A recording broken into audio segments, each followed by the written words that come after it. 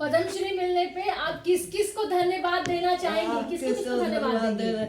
सबसे तो पहले भगवान को देंगे।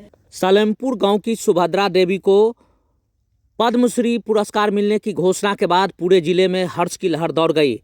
सुभद्रा देवी करीब 87 वर्ष की हैं। उन्होंने जब अपने पद्मश्री की घोषणा की बात सुनी, वे खुशी से फूले नहीं समा रही है। उनका कहना है कि भगवान के बाद बिहार सरकार और भारत सरकार ने उन पर कृपा की है। खासकर पेपरमेसी कला को आगे बढ़ाने के लिए उनने एक अच्छा प्रयास किया है।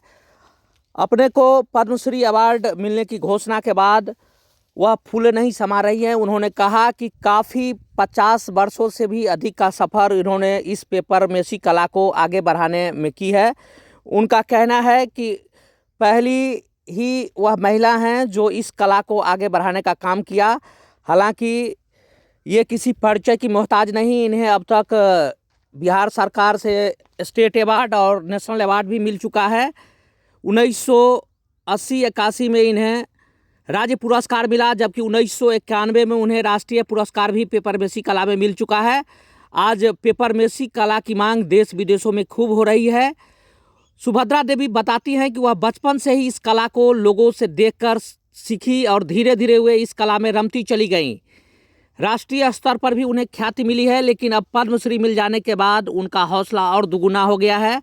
आपको बता दें कि यह कला कागज को कूट कूट कर बनाया जाता है। कैसा लग रहा है बताइए? कैसा लग रहा? बहुत सुंदर, बहुत बढ़िया लगा है। भगवान के दया से बहुत खुश हूँ, बहुत उम्मीद नहीं था जो हमको इसे खुशी मिलेगा। खुश हूँ, बहुत खुश हुआ। तो पद्मश्री मिलने पे आप किस किस को धन्यवाद देना चाहेंगी?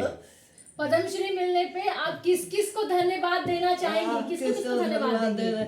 सबसे तो पहले भगवान को देंगे। उसके बाद बिहार सरकार से आगू बढ़ी हूँ। फिर उसके बाद भारत सरकार। अब किसको कहो, पूरा अफसर सबको। कैसा लग रहा है पद्मश्री मिलने पे आपको? आशीर्वाद देते हो, सब मिलके हमको खुशी किए।